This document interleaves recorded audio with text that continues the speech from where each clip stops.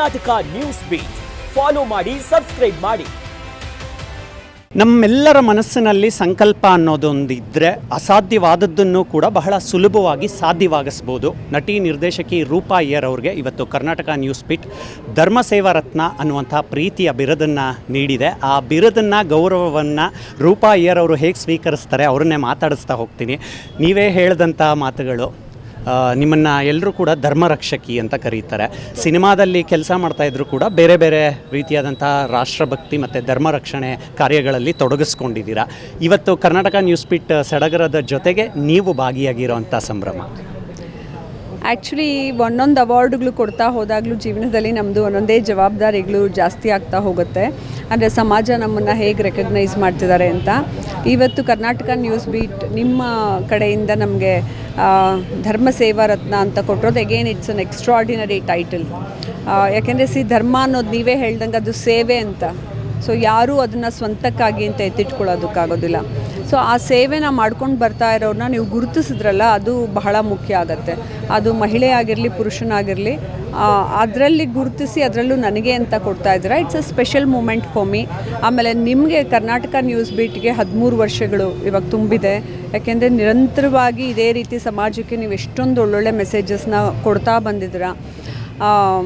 ಆಮೇಲೆ ನಮಗೆ it's much needed. ಅಂದರೆ ಒಂದು ಕೆಲಸ ಮಾಡ್ತಾ ಇರೋ ವ್ಯಕ್ತಿತ್ವಗಳಿಗೆ ನೀವು ಈ ರೀತಿ ಮೋಟಿವೇಟ್ ಮಾಡಿದಾಗ, ಅವ್ರಿಗೆ ಬಿರುದನ್ನು ಕೊಟ್ಟಾಗ, ಅವಾರ್ಡ್ ಕೊಟ್ಟಾಗ, ಅದು ಇನ್ನೊಂಚೂರು ಅವ್ರಿಗೆ ಮೋಟಿವೇಟ್ ಮಾಡ್ದಂಗೆ ಆಗುತ್ತೆ ಸಮಾಜದಲ್ಲಿ. ಸೊ ನಾನು ಇನ್ನೂ ಒಂದಷ್ಟು ಒಳ್ಳೆ ಕೆಲಸಗಳನ್ನ ಮಾಡಬೇಕು ಅಂತ ಐ ಫೀಲ್ ಎಕ್ಸ್ಟ್ರೀಮ್ಲಿ ಹ್ಯಾಪಿ. ನಾವು ಸಿನಿಮಾ ಪತ್ರಿಕೋದ್ಯಮದಲ್ಲಿ ನೋಡಿದ್ದೀವಿ, ಈ ಸೆಲ್ಯುಲಾಯ್ಡ್ ಪತ್ರಿಕೋದ್ಯಮ ಇತ್ತು. ಅಂದರೆ ಒಬ್ಬ ಕಲಾವಿದ ನನ್ನ ಬಗ್ಗೆ ಯಾರಾದರೂ ಒಂದು ಆರ್ಟಿಕಲ್ ಬರೆದು ಬಿಟ್ರೆ ಸಾಕು ಅನ್ನೋವಂಥ ಒಂದು ಕಾಲಘಟ್ಟ ಇತ್ತು. ಎರಡನ್ನೂ ನೋಡಿದ್ದೀರಾ ನೀವು. ಮ್ಯಾಗ್ಝಿನ್ ಬಂತು, ರೇಡಿಯೋ ಬಂತು, ಟಿ ವಿ ಬಂತು, ಈಗೆಲ್ಲ ಕೈಯಲ್ಲೇ ಇದೆ, ಮೊಬೈಲ್ ಜರ್ನಲಿಸಮ್ ಬಂದಿದೆ. ಈ ಟ್ರಾನ್ಸಿಷನ್ಗಳನ್ನೆಲ್ಲ ಒಬ್ಬ ಕಲಾವಿದೆಯಾಗಿ, ಒಬ್ಬ ನಾಗರಿಕರಾಗಿ ಹೇಗೆ ಗಮನಿಸ್ತಾ ಬಂದ್ರಿ ನೀವು? ಆ್ಯಕ್ಚುಲಿ ಏನು ಗೊತ್ತಾ, ಕಲಿಯುಗದಲ್ಲಿ ಏನೇನೇನೇನು ಬದಲಾವಣೆಗಳು ಬರ್ತಾ ಇದೆಯೋ ಅದನ್ನೆಲ್ಲನೂ ನಾವು ಎಕ್ಸೆಪ್ಟ್ ಮಾಡ್ಕೋಬೇಕು. ಇದ್ರ ಮುಂದಕ್ಕೆ ಇನ್ನೇನು ಬರುತ್ತೋ ಗೊತ್ತಿಲ್ಲ. ಇವಾಗ ವಾಚಲ್ಲೇ ಫೋನ್ ರಿಸೀವ್ ಮಾಡ್ತೀವಿ. ಈವನ್ ಬಾತ್ರೂಮ್ ಡೋರ್ ಓಪನ್ ಮಾಡೋಕ್ಕೂ ಎಷ್ಟೋ ಜನರು ಮನೆಯಲ್ಲಿ ಸುಮ್ಮನೆ ಮಾತಾಡಿದ್ರೆ ವಾಯ್ಸ್ ಕಮಾಂಡ್ ಕೊಟ್ರೆ ಎಲ್ಲ ಬದಲಾವಣೆಗಳು ಬರ್ತಾ ಇದೆ ರಾಹು ಪ್ರೇರಿತ ಕಾಲದಲ್ಲಿ. ತಪ್ಪೇನಿಲ್ಲ, ಎಲ್ಲ ಟೆಕ್ನಾಲಜಿನೂ ಸೈಂಟಿಫಿಕಲಿ ಏನೇನೇನು ಹೊಸದಾಗಿ ಬರ್ತಿದೆಯೋ ಅದನ್ನ ಆಕ್ಸೆಪ್ಟ್ ಮಾಡ್ಕೋಬೇಕು. ಆವಾಗೆಲ್ಲ ಬರೀ ಡ್ಯಾನ್ಸ್ ಡ್ರಾಮಾ ಮತ್ತು ಇದೇ ಇತ್ತಿತ್ತು ನೋಡೋದಕ್ಕೆ ಮನುಷ್ಯನಿಗೆ. ಆಮೇಲೆ ಟಿ ವಿ ಬಂತು, ಆಮೇಲೆ ಫೋನ್ ಬಂತು, ಹಿಂಗೆ ಒಂದೊಂದೇ ಬರ್ತಾ ಹೋಯಿತು.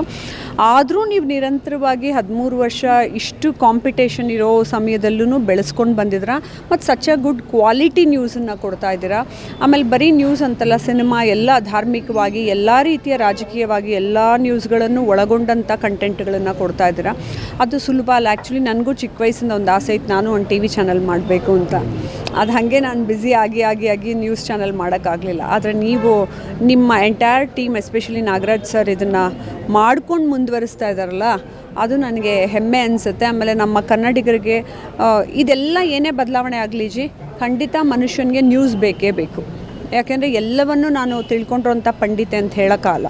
ಕ್ಷಣ ಮಾತ್ರದಲ್ಲಿ ಏನೇನಾಗತ್ತೋ ಆ ವಿಚಾರಗಳನ್ನು ನಾವು ತಿಳ್ಕೋಬೇಕು ಅಂತಂದಾಗ ನ್ಯೂಸ್ ಚಾನಲ್ ಹೆಲ್ಪ್ ಆಗೇ ಆಗುತ್ತೆ.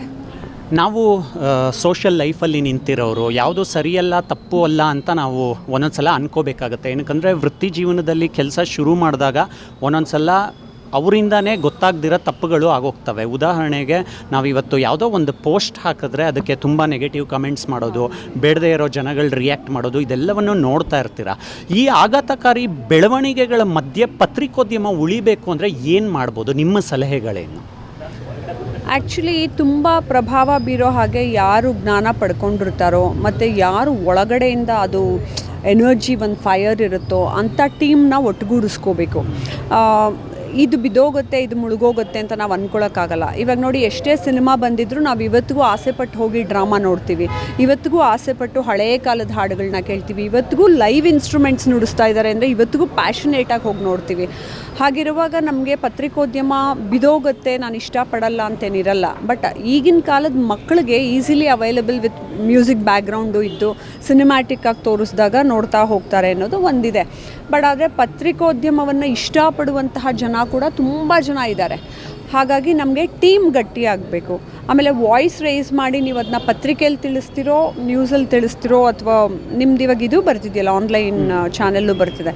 ಸೊ ಯಾವುದ್ರ ಮೂಲಕ ಬಂದ್ರೂ ಜನ ಆಕ್ಸೆಪ್ಟ್ ಮಾಡ್ಕೊಳ್ಳೋ ಹಾಗೆ ಇದ್ದಾಗ ಖಂಡಿತ ವರ್ಕ್ ಆಗುತ್ತೆ. ಆಮೇಲೆ ನೀವು ಪಾಸಿಟಿವ್ ಆಗೇ ತೊಗೊಂಡೋಗಿದ್ರೆ, ಎಸ್ಪೆಷಲಿ ನಿಮ್ಮದು ಕರ್ನಾಟಕ ನ್ಯೂಸ್ ಬೀಟಲ್ಲಿ ಯಾವುದೋ ಜನನ ಗಿಮ್ಮಿಕ್ಕಲ್ಲಿ ನಾನು ಒಳಪಡಿಸ್ಕೊಂಡು ಅಟ್ರ್ಯಾಕ್ಟ್ ಮಾಡ್ಕೊಳ್ತೀನಿ ಅಂತ ನೀವು ಹೋಗಿಲ್ಲ. ನಾನು ನಿಮ್ಮದೆಲ್ಲ ಅಬ್ಸರ್ವ್ ಮಾಡಿದೆ. ಸೊ ನೀವು ನಿಜವಾದ ಕಂಟೆಂಟನ್ನು ಚೆನ್ನಾಗಿ ಕೊಡ್ತಾ ಇದ್ದಾಗ ಸ್ಟ್ರಾಂಗಾಗಿ ಖಂಡಿತ ಜನ ತಾನೇ ನಿಮ್ಮ ಚಾನಲ್ನ ಅಕ್ಸೆಪ್ಟ್ ಮಾಡ್ಕೊಂಡು ನೋಡ್ತಾರೆ. ನೀವು ಮೂಲತಃ ಸಂಘಜೀವಿ, ಸಮೂಹ ವ್ಯಕ್ತಿ, ಜನಸಂಪರ್ಕದಿಂದ ಎಷ್ಟೋ ವಿಷಯಗಳನ್ನು ನೀವು ಅಡಾಪ್ಟ್ ಮಾಡ್ಕೊಳ್ತೀರಾ, ಕಲಿತೀರಾ. ಯಾವಾಗಲೂ ಕಲಿಕೆ ಅನ್ನೋದು ನಿರಂತರ ಅಂತ ಹೇಳ್ಬೋದು. ಮೊನ್ನೆ ಅಷ್ಟೇ ಕಾಶಿಗೆ ಹೋಗಿ ಬಂದ್ರಿ, ಆ ಎಕ್ಸ್ಪೀರಿಯನ್ಸ್ ಹೇಳಲೇಬೇಕು ನೀವು. ಕಾಶಿ ಭೂ ಕೈಲಾಸ ನನ್ನ ಫೇವ್ರೆಟ್ ಜಾಗ. ಕೈಲಾಸಕ್ಕೆ ಹೋಗ್ತಾ ಇರ್ತೀನಲ್ವ, ಕಾಶಿಗೆ ಹೋಗ್ತೀನಿ, ಇಲ್ಲ ತಿರುಪತಿಗೆ ಹೋಗ್ತೀನಿ. ಆಮೇಲೆ ನನಗೇನೇ ಮನಸ್ಸು ತುಂಬ ಭಾರ ಆಗಿ ತುಂಬ ನೋವಾಗಿದೆ ಅಂದರೆ ಒಂದು ಸತಿ ಹೋಗಿ ಗಂಗೆಯಲ್ಲಿ ಮುಳುಗ್ಬಿಟ್ಟು ಎದ್ಬಿಟ್ಟು ಬರ್ತೀನಿ. ಫ್ರೆಶ್ ರೂಪ ಆಗಿರ್ತೀನಿ. ಸೊ ನಾನು ಈ ಸತಿ ಅಧಿಕ ಮಾಸದಲ್ಲಿ ಪಿಂಡ ಪ್ರದಾನ ಮಾಡಬೇಕು ನನ್ನ ಪಿತೃಗಳಿಗೆಲ್ಲ ಅಂತಂದ್ಬಿಟ್ಟು ಹೋಗಿದ್ದೆ. ತುಂಬ ಚೆನ್ನಾಗಿತ್ತು. ಅದು ಎಕ್ಸ್ಪೀರಿಯನ್ಸೇ ಬೇರೆ. ದೈವಿಕವಾಗಿ ನಾವು ಏನನ್ನು ಪಡ್ಕೊಳ್ತೀವೋ, ಎಷ್ಟೇ ಮೆಟೀರಿಯಲ್ ಥಿಂಗ್ಸಲ್ಲಿ ನಾನು ಮನೆ ಕಟ್ಟಿಸ್ದೆ, ಕಾರ್ ತೊಗೊಂಡೆ, ಇನ್ನೊಂದಿದೆ, ಓದಿದೆ, ಎಜುಕೇಷನ್ ಇದೆ ಅಂತ ಅಂದ್ಕೊಂಡ್ರು ದೇವರು ಕೊಡುವಂತಹ ಮನಸ್ಸಿಗೆ ನೆಮ್ಮದಿ ಮತ್ತು ಆ ಶಕ್ತಿ, ಓಕೆ ನೀನು ಇನ್ನೊಂದು ಸತಿ ಗಂಗೆಯಲ್ಲಿ ಮುಳುಗ್ಬಿಟ್ಟು ಬಂದ್ಯಾ, ಹೋಗಿ ಇನ್ನೊಂದಷ್ಟು ಕೆಲಸ ಮಾಡು ಅಂತ ಕೊಡ್ತಾರಲ್ಲ ಎನರ್ಜಿ, ಅದನ್ನ ಯಾವ ಮನುಷ್ಯನೂ ಕೊಡೋಕ್ಕೆ ಸಾಧ್ಯ ಇಲ್ಲ. ಸೊ ಗಂಗಾಲಿ ಎಲ್ಲರೂ ನಾವು ಆವಾಗಿನ ಕಾಲದಲ್ಲಿ ಒಂದು ರೈಲ್ ಚೊಂಬು ಬಿಡ್ಕೊಂಡು ಅಜ್ಜಿದಿರು ಟ್ರೈನಲ್ಲಿ ಹೊರಟೋಗೋರು. ಇವಾಗ ತುಂಬ ಸುಲಭ, ಎಲ್ಲರಿಗೂ ಫ್ಲೈಟ್ ಆಕ್ಸೆಸಿಬಿಲಿಟಿ ಇದೆ, ಟ್ರೈನು ಇದೆ. ಸೊ ಆಮೇಲೆ ಕಾಶಿ ಕಾರಿಡಾರ್ ಎಲ್ಲ ತುಂಬ ಕ್ಲೀನ್ ಮಾಡಿದ್ದಾರೆ ಇವಾಗ ನಡ್ಕೊಂಡು ಹೋಗೋಕ್ಕೆ ಮತ್ತು ದೇವ್ರನ್ನ ನೋಡೋದಕ್ಕೆ. ಗಂಗೆನೂ ಪೂರ್ತಿ ಕ್ಲೀನ್ ಮಾಡಿದ್ದಾರೆ. ಎಲ್ಲ ಮನುಷ್ಯರು ತಪ್ಪದೇ ಒಂದ್ಸಲ ಕಾಶಿಗೆ ಹೋಗಲೇಬೇಕು. ಆಮೇಲೆ ನಿಮ್ಮ ಜೀವನದಲ್ಲಿ ಏನೋ ಕಷ್ಟಗಳಿದೆ ಅಂತ ಇಟ್ಕೊಳ್ಳಿ, ಅದಕ್ಕೆ ಪರಿಹಾರನೇ ಸಿಗಲಿಲ್ಲ ಅಂತ ಇಟ್ಕೊಳ್ಳಿ, ಯಾವಾಗಲೂ ಕೂಡ ನೀವು ಗಂಗೆಯಲ್ಲಿ ಹೋಗಿ ಒಂದು ಸತಿ ಮುಳುಗ್ಬಿಟ್ಟು ಬಂದರೆ ನಿಮ್ದು ಎಷ್ಟೋ ಜನ್ಮದ ಕರ್ಮಗಳು ಕಳೆದು ನೀವು ಹೊಸ ವ್ಯಕ್ತಿಯಾಗಿ ಹೊರಬರ್ತೀರ. ದಟ್ಸ್ ಅ ಟಿಪ್ಸ್ ಆ್ಯಕ್ಚುಲಿ ಜನಗಳಿಗೆ. ನಾವು ನಿಮ್ಮ ಜೀವನವನ್ನು ಗಮನಿಸಿದ್ದೀವಿ, ನಿಮ್ಮ ಆಧ್ಯಾತ್ಮಿಕ ಮಾತುಗಳನ್ನು ಕೇಳಿದ್ದೀವಿ. ಎಷ್ಟೋ ಸಲ ಏನಾಗುತ್ತೆ, ನಿಮಗೆ ಕೆಲವೊಂದು ವೇದಿಕೆಗಳಲ್ಲೂ ಆ ಅನುಭವ ಆಗಿರ್ಬೋದು. ನೀವು ಮಾನವ ಧರ್ಮಕ್ಕೋಸ್ಕರ ಹೋರಾಡೋ ಅಂಥ ಒಬ್ಬ ವ್ಯಕ್ತಿ, ಅದೇ ಧರ್ಮಕ್ಕೆ ಚ್ಯುತಿ ಆಗುವಂಥ ಮಾತುಗಳನ್ನು ಹೇಳಿದಾಗ, ಕೇಳಿದಾಗ ಅದನ್ನು ಹೇಗೆ ಫೈಟ್ ಮಾಡ್ತೀರಾ ನೀವು?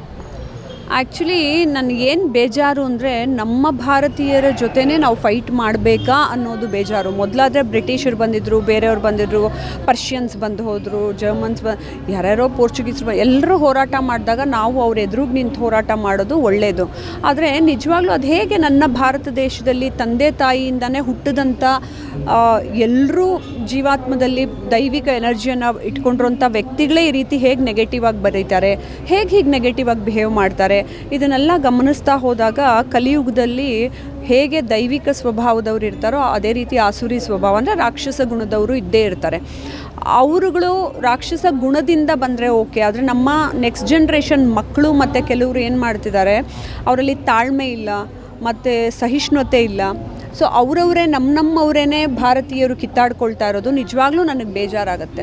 ಅದನ್ನು ತಂದೆ ತಾಯಂದರು ಮೊದಲಿಂದನೇ ಒಳ್ಳೆ ಗುಣನ ಬೆಳೆಸಬೇಕು ಅನ್ನೋದು.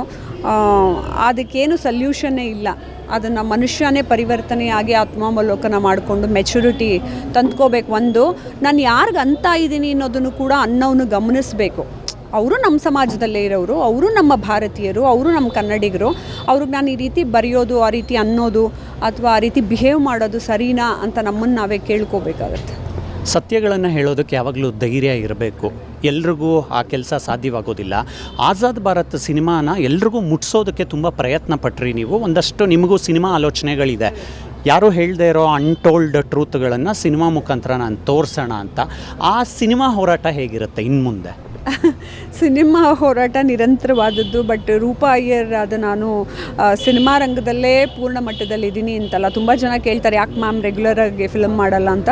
ಬಟ್ ನಾನು ಟ್ರಸ್ಟ್ಗಳು ರನ್ ಮಾಡ್ತೀನಿ, ಕಂಪ್ನಿ ರನ್ ಮಾಡ್ತೀನಿ, ಮತ್ತು ಇವೆಂಟ್ಸ್ ಮಾಡ್ತೀನಿ. ಅದೆಲ್ಲದರಲ್ಲೂ ಬ್ಯುಸಿ ಇರೋದ್ರಿಂದ ರಾಜಕೀಯದಲ್ಲೂ ಎಲ್ಲ ಸಿನಿಮಾ ಮೂಲಕ ಯಾಕೆ ತೋರಿಸ್ಬೇಕು ಅಂತ ನಾನು ಇಷ್ಟಪಡ್ತೀನಿ ಅಂದರೆ, ಇಟ್ಸ್ ಲೈಕ್ ಒಂದು ಲೈಬ್ರರಿಲಿ ಇವಾಗ ನಾನು ಸತ್ತು ಹೋದರೂ ಕೂಡ ಇನ್ನೊಂದು 100 ವರ್ಷ ಸಿನಿಮಾ ಅನ್ನೋದು ಜೀವಂತವಾಗಿರುತ್ತೆ. ಇವಾಗ ನೀವೇ ಹೇಳಿದ್ರಿ ಬದಲಾವಣೆಗಳಾಗ್ತಾ ಬಂತು, ಡ್ರಾಮಾಯಿಂದ ಫೋನ್ ಬಂತು, ಆಮೇಲೆ ಸಿನಿಮಾ ಬಂತು, ಟೆಕ್ನಾಲಜಿ ಬದಲಾಗ್ತಿದ್ದಂಗೆ ಮುಂದಕ್ಕೆ ಡಿಜಿಟಲ್ ಮಾಧ್ಯಮದಲ್ಲಿ ಇಡುವಂತಹ ಕಂಟೆಂಟು ಇವಾಗ ನೋಡಿ, ಆಜಾದ್ ಭಾರತದನ್ನೇ 30 ವರ್ಷ ಆದಮೇಲೂ ನೀವು INA ಬಗ್ಗೆ ಗೂಗಲ್ ಸರ್ಚ್ ಮಾಡಿದ್ರೆ ಎಲ್ಲ ಇನ್ಫಾರ್ಮೇಷನ್ ಸಿಗುತ್ತೆ.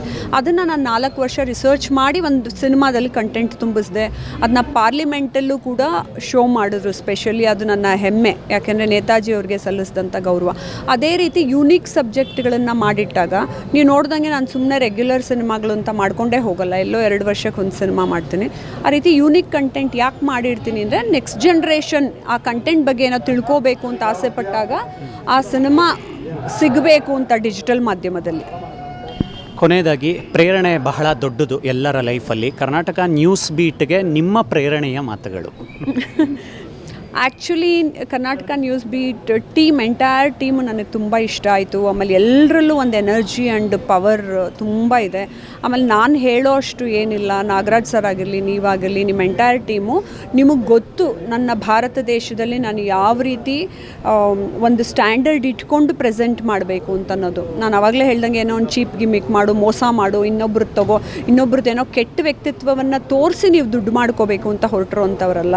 ಹಾಗಾಗಿ ನಾನು ನಿಮ್ಗೆ ಅಡ್ವೈಸ್ ಕೊಡೋದಕ್ಕಿಂತ I want to wish you people the best. ಖಂಡಿತ 13 ವರ್ಷ ಆ್ಯಕ್ಚುಲಿ ಫಸ್ಟ್ 5 ವರ್ಷ ಕಷ್ಟಪಟ್ಕೊಂಡು ಬರೋದಿದೆಯಲ್ಲ, ತುಂಬ ಕಷ್ಟ, ಯಾರಿಗೂ ಹೇಳ್ಕೊಳ್ಳೋಕ್ಕೆ ಆಗಲ್ಲ. ಅಷ್ಟು ಕಷ್ಟಪಟ್ಟು ಜೀವನ ನಡೆಸಬೇಕಾಗತ್ತೆ. ನೀವು ಒಂದು ಕಂಪ್ನಿನ 13 ವರ್ಷ ಅಂದರೆ 13ನೇ number Rahu number. Especially for television, cinema ಎಲ್ಲದಕ್ಕೂ ರಾಹುನೇ ಬೇಕಾಗಿರೋದು. ಈ ವರ್ಷ ನೀವು ತುಂಬ ಚೆನ್ನಾಗಿ ಮಾಡ್ತೀರಾ. ಧರ್ಮದ ರಕ್ಷಣೆ, ಮಾನವ ಪ್ರೀತಿ ಹೀಗೆ ಯಾವಾಗಲೂ ಮುಂದುವರಿತಾ ಇರಲಿ, ಯಾವಾಗಲೂ ಹೀಗೆ ಸಿಗ್ತಾ ಇರೋಣ. Thank you. ಇವಿಷ್ಟು ಕೂಡ ಮಾನವ ಪ್ರೇಮಿ ನಟಿ ನಿರ್ದೇಶಕಿ ರೂಪಾ ಅಯ್ಯರ್ ಮಾತುಗಳು. ಕ್ಯಾಮ್ರಾ ಪರ್ಸನ್ ಮಂಜು ಜೊತೆ Mavali Karthik, Karnataka news beat. Karnataka news beat follow ಮಾಡಿ, ಸಬ್ಸ್ಕ್ರೈಬ್ ಮಾಡಿ.